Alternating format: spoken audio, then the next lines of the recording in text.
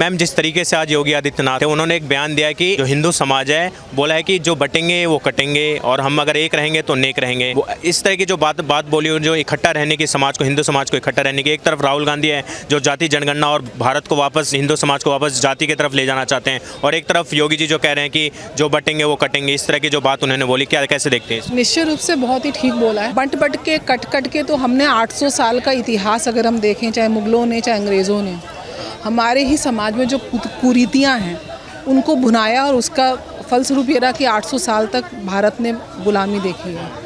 और वही गुलामी के प्रतीक चिन्ह हैं, और वही नीतियों के ऊपर डिवाइड एंड रूल की जो पॉलिसी है, फूट डालो और राज करो, उसी नीति पे विपक्ष आज खड़ा है। जबकि एक टाइम पे था कि इंदिरा गांधी सत्ता में आने के लिए नारा लगाती थी, जात पे ना पात पे मोहर लगेगी हाथ पे। वहीं आज उनके पोते कभी किसी पत्रकार की जाति पूछते हैं, हलवा सेरेमनी में जाति पूछते हैं। इंतहा तो यहाँ तक की हो गई कि आज मिस इंडिया यूनिवर्स जो एक प्राइवेट ऑर्गेनाइजेशन, मतलब उसका सरकार का खिलाड़ियों से, कलाकारों से या ब्यूटी कॉन्टेस्ट से कोई लेना देना नहीं हो। और मैंने तो फॉर्म भी देखा है, उसके फॉर्म में कहीं भी कास्ट नहीं लिखा हुआ है, नेशनैलिटी लिखी है। भारतीय के तौर पे कोई भी महिला जो उनके पैरामीटर्स को फुलफ़िल करती हैं उसमें पार्टिसिपेट कर सकती हैं। 2 साल पहले छत्तीसगढ़ समाज की एक आदिवासी बेटी ने ये खिताब जीता था 2022 में। तो पूर्ण रूप से किस प्रकार ये एक षड्यंत्रकारी नीति है, विपक्ष पूरे चुनावी 2024 के चुनाव में और आगे लेके जा रहा है। आप देखिए, राहुल गांधी एक नैरेटिव पकड़ लेते हैं। इनके जो आका बैठे हुए हैं अमेरिका में, या इनके जो सैम पित्रोदा बैठे हुए हैं, कभी वो लेकर आते हैं अंबानी अडानी का करके रहते हैं, तो कभी जातिवाद, तो कभी हिंदू मुसलमान, और कभी ना कभी ये लेकर आ जाते हैं कि संविधान की हत्या। तो देश को कैसे बांटें? इनको 80 की जाति दिखती है, 20 की जाति दिखती नहीं है। और सबसे बड़ी बात ये है कि 80 जो जातिवाद है, मैंने बार बार 3 चैनलों पे बोला है, हमारे शास्त्रों में जाति का कहीं उल्लेख नहीं है। हमारे शास्त्रों में वर्ण व्यवस्था थी। वर्ण व्यवस्था आपके कर्म के आधार पे थी। धर्म के अंदर आपका अगर कर्म है, अगर आप वेद पाठ करते हैं तो आप ब्राह्मण जाति के हैं, अगर आप युद्ध में जाके लड़ते हैं तो आप क्षत्रिय हैं। वर्ण व्यवस्था है, जाति नहीं है। जो जाति का जो नाम दिया गया है, स्पेशली जो इनकी एजुकेशन पॉलिसी अंग्रेज़ों ने लेकर आई, वो समाज को बांटने के लिए, उसके तहत तो ये जीत के पाए हैं। और बाबा साहब अम्बेडकर की बात करते हैं, बाबा साहब तो आखिरी सांस तक ये बोलते रहते थे कि जात पात और छुआछूत हमारे देश में कलंक है, उसी को तो हटाना है। और अगर वो सामाजिक व्यवस्था को आज पुनः उसको जीवित करना चाह रहे हैं, पुनः लोगों को बांटना चाह रहे हैं, अगर कास्ट सेंसस की आवश्यकता नहीं है देश में आवश्यकता इकोनॉमिक सेंसस करिए कि किसके पास अर्थव्यवस्था में कौन कमज़ोर वीकर सेक्शन है। सेंसस करना है तो ये देखिए कि किसके पास सामाजिक रूप से उसको शोषित किया जा रहा है, शोषण का सेंसस करिए। सेंसस करना है तो एजुकेशन का सेंसस करिए कि किस बच्चे को एजुकेशन नहीं मिल पा रही है। सेंसस करना है तो हेल्थ का सेंसस करिए कि कहाँ स्वास्थ्य सुविधाएं नहीं जा रही हैं। सेंसस करना है तो जेंडर का सेंसस करिए कि कहाँ महिलाओं को और पुरुषों को इक्वल राइट्स नहीं मिल रहे हैं। सेंसस करना है तो आप बेरोजगारी का सेंसस करिए कि कितने हमारे युवा जो योग्य हैं उनको नौकरी नहीं मिल रही है। प्रतिभा किसी भी जाति, किसी भी रंग, कास्ट, क्रीड की अधीन नहीं होती है। जो प्रतिभाशाली है वो अपना रास्ता बनाता है, मुकाम पे पहुंचता है। लेकिन अगर उसको वो प्लेटफॉर्म नहीं मिलता तो वो प्लेटफॉर्म देने का काम सरकारों का है। लेकिन उसके बाद अगर कोई 40% लाके बच्चा, क्योंकि वो आरक्षण के अंदर है, वो कल डॉक्टर बन जाएगा, तो आप उठ के उससे इलाज करवाओगे। लेकिन आप तो बाहर जाते हो, वीज़ा ले लेकर के बाहर जाके इलाज कराते हो। जब एक अयोग्य व्यक्ति, क्यों आप कोई भी जाति का हो, लेकिन वो उसका फ़ायदा जो उठाता है, जो क्रीमी लेयर की बात हो रही है, आप इतने सालों तक इस रिजर्वेशन के अंदर कितना लोग उसका नाजायज़ फ़ायदा उठा रहे हैं, और कितने योग्य युवक या युवतियाँ उस अपनी प्रतिभा होने के बाद भी उससे वंचित रह रहे हैं। तो इस चीज़ का सेंसस होना ज़्यादा।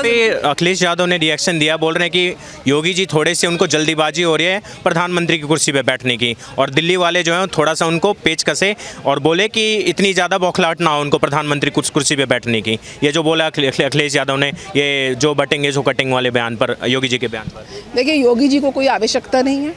एक मठ के मठाधीश सन्यासी का जो जीवन होता है वो सेवा का भाव होता है, और सेवा के भाव से ये तो रिकॉर्ड्स आपके आगे आपके आंकड़े बताएंगे कि देश के अंदर सबसे ज़्यादा अगर कोई प्रतिभाशाली और सबसे ज़्यादा दबदबा अगर किसी चीफ मिनिस्टर का है तो उत्तर प्रदेश के चीफ मिनिस्टर का है, और वो अपना काम कर रहे हैं। इनके नेता तो किस प्रकार से अयोध्या रेप कांड में और कन्नौज में पकड़े गए, जहाँ से अखिलेश जी खुद जीते हैं, तो किस प्रकार से मात्र कुछ सीटें अगर आई हैं जो ठीक है, चुनाव में हार जीत लगी रहती है, लेकिन कहीं ना कहीं जनता उसकी कीमत चुका रही है।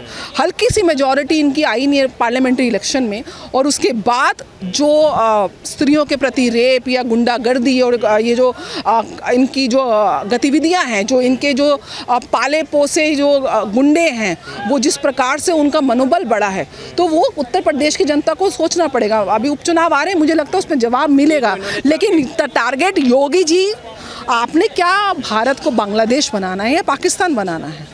जिस प्रकार से वहाँ पे 22% हिंदू हुआ, 7% रह गए, यहाँ से 20% हिंदू गए थे, पाकिस्तान में ख़त्म हो चुके हैं, और वहाँ से 2% आए थे मुसलमान, आज 20% हो चुके हैं। तो यहाँ पे क्योंकि आप लोगों को यहाँ पे जातिवाद को आपने भुना कर अगर आप बढ़ते रहेंगे, कटते रहेंगे, जाति एक ही है भारत के अंदर, वो है भारतीय। मैं तो कहती हूँ सरनेम लगाना ही बंद कर देना चाहिए। आप अपनी नाम के आगे आप इंडियन लगाओ, आप भारतीय लिखो। ये सरनेम की जो जड़ है उसके नाम पे ये जो सियासी और तुष्टिकरण करने का इनका प्रयास, इसका फायदा सिर्फ पॉलिटिकल पार्टीज को होता है, जनता को नहीं होता। जनता आज भी पिछड़ा समाज बेचारा दुखी है, आज भी ओबीसी दुखी है, लेकिन प्रधानमंत्री की अगर कुछ योजनाएं निकली हैं सेंटर से, तो क्या किसी ने उसकी जाति या धर्म पूछा? नहीं पूछा। सबको समान, यहाँ तक कि मुस्लिम समाज को तो सबसे ज़्यादा बेनिफिट्स मिले हैं। अगर योगी जी बोल रहे हैं हिंदू समाज को कि इकट्ठा रहने के लिए, एकता बनाने के लिए, तो अखिलेश यादव बोल रहे हैं कि नहीं, इनको प्रधानमंत्री की कुर्सी दिख रही है, इस तरह की भाषा इस्तेमाल कर रहे हैं, और दिल्ली वालों को योगी जी को समझाना चाहिए। अगर हिंदू को इकट्ठा होने की बात हो रही है तो नहीं, इनको प्रधानमंत्री बनना है। उनके बयान को सिर्फ ट्विस्ट करने का प्रयास है। योगी जी का आह्वान बिल्कुल देश हित में है, राष्ट्र हित में है, और अगर राष्ट्र उनके बयान को कंसिडर नहीं करेगा, क्योंकि ये पूरे षड्यंत्र के तहत कभी जातिवाद को लेकर आ रहे हैं, कभी धर्म को लेकर आ रहे हैं, कभी आपके इकोनॉमी को टारगेट कर रहे हैं हिंडनबर्ग रिपोर्ट के साथ, कभी संविधान की हत्या कर रहे हैं। जिस प्रकार से जात में ना पात में मोहर लगेगी हाथ पे, आज कांग्रेस गली गली माइक में जाकर राहुल गांधी जाति पूछ रहे हैं, और ऐसी संस्थाओं के साथ भी जाति पूछ रहे हैं कि जहाँ पे जाति का कोई लेना देना ही नहीं है। तो किस प्रकार से जाति का बीज रोपण करके लोगों के मन में वो कुंठा का और वो जो डिफरेंस, जो ओपिनियन का जो एक प्रकार से ब्रेन वॉश करने का प्रयास हो रहा है, वो लोगों को समझना पड़ेगा। समाज को सुधार कांग्रेस चाहती ही नहीं है। 70 साल से उसी तरह विभाजन करके अपनी सत्ता बना के रखा है इन्होंने, 65 साल उसी को वो आगे करना चाहते हैं। कि कहीं ना कहीं योगी जी की जो नज़र है वो दिल्ली पे मोदी जी की कुर्सी के ऊपर है, तभी इस तरह की बौखलाहट दिख रही है, थोड़ी सी हड़बड़ाहट दिख रही है दिल्ली की कुर्सी पे बैठने की। देखिए, कुर्सी पे तो जनता बिठाएगी, आप नज़र चाहे 100 लगी हो उस कुर्सी पे, बिठाने वाली जनता है, और जनता उसी को बिठाएगी जो जनता के लिए काम करेगा, जो देश हित में काम करेगा। जो बोल रहे हैं मोदी जी की कुर्सी पे नजर है योगी जी की, अब उनको कहाँ से नज़रें दिखती हैं, वो तो पहले अपनी नज़र देख लें, और अपने घर के जो गुंडे पाल रखे हैं उन पर नज़र रखें तो ज़्यादा अच्छा है।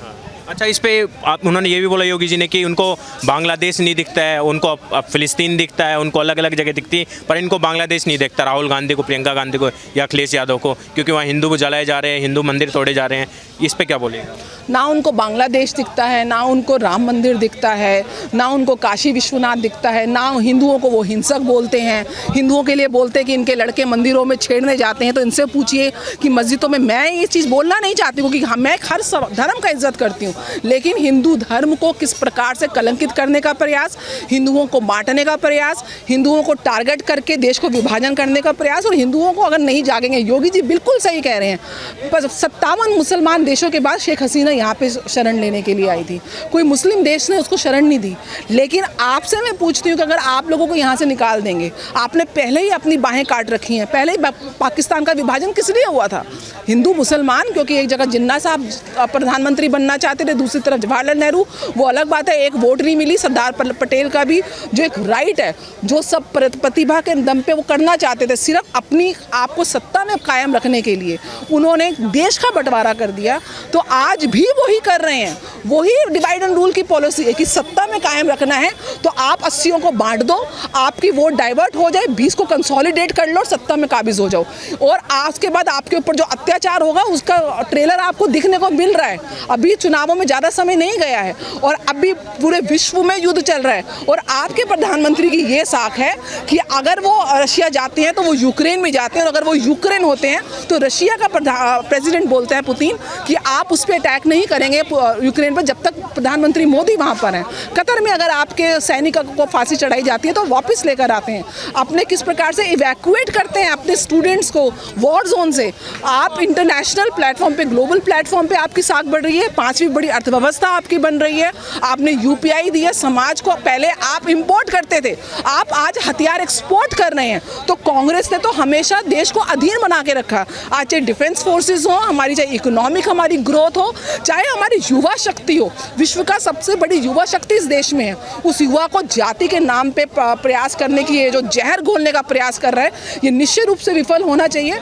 वरना भारतवासियों के लिए ये बहुत ही, मैं कहती हूँ बहुत ही अनलकी होगा कि वो अपने विकास की तरफ जो हमारी गाथा चल रही है 2047 के विजन के साथ, अगर मोदी जी और गवर्नमेंट आगे बढ़ रही है, अगर उसमें आप सहयोग नहीं देंगे तो कहीं ना कहीं अपना ही भविष्य आप अधर में डालेंगे। बहुत बहुत धन्यवाद मैम बात करने के लिए हमसे।